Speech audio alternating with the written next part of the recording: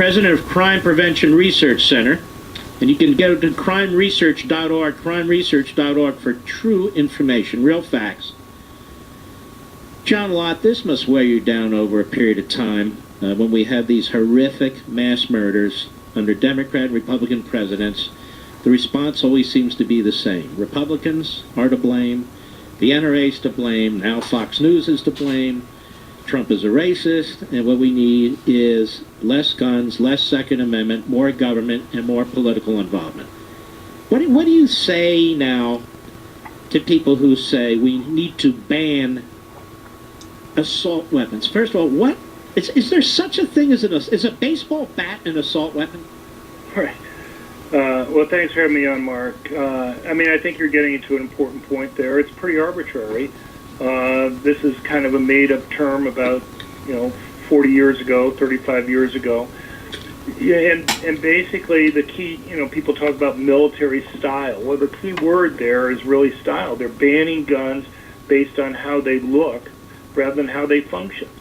So you can have a semi-automatic hunting rifle, which fires the same bullets with the same rapidity, doing the same damage as a gun that looks like, let's say, an M16.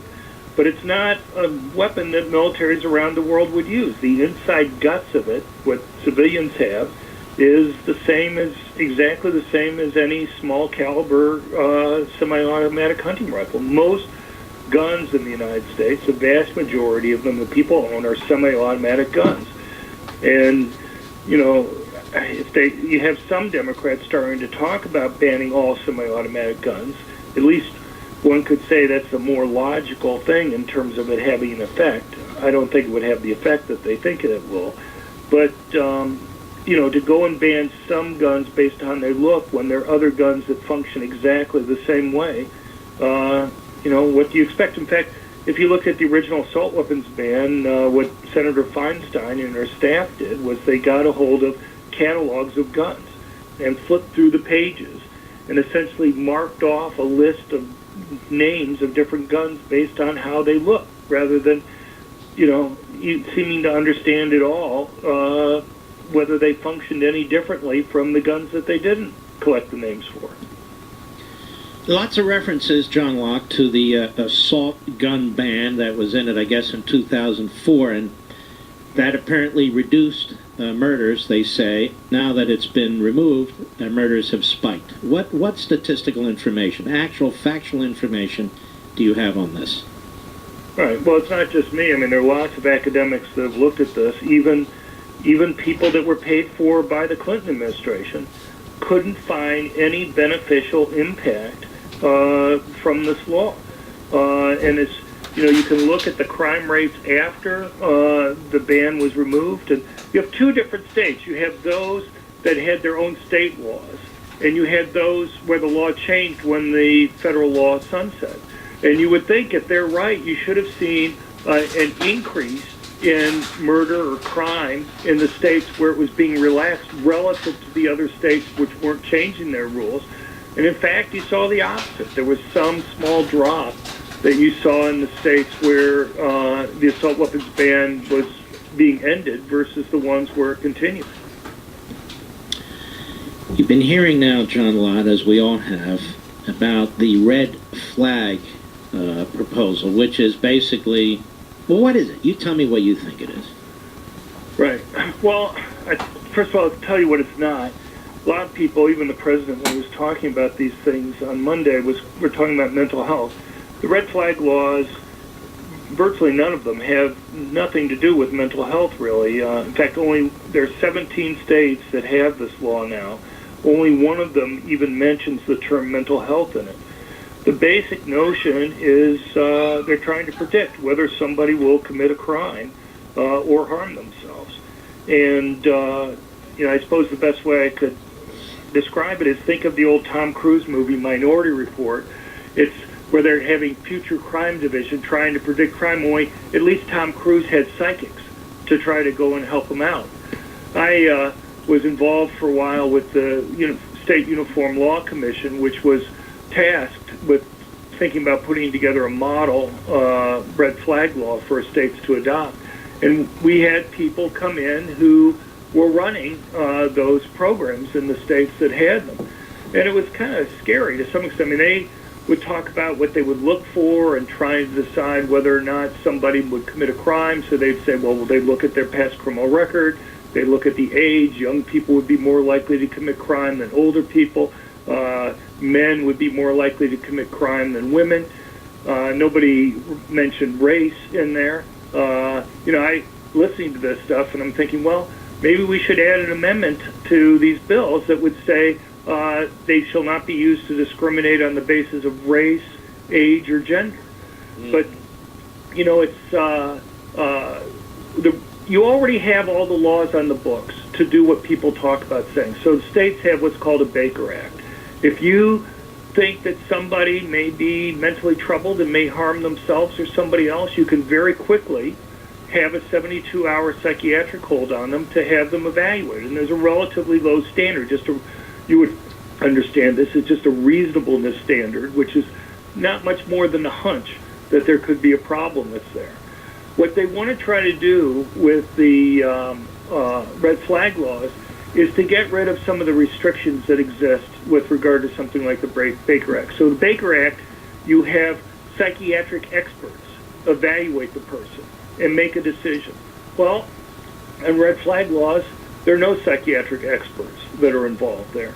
What you have, there are two stages that you have. The first stage, you have a complaint, and it varies across states. Some states, friends can do it. Some states, relatives or police, and like Colorado, which recently passed its law, anybody could essentially put a complaint in.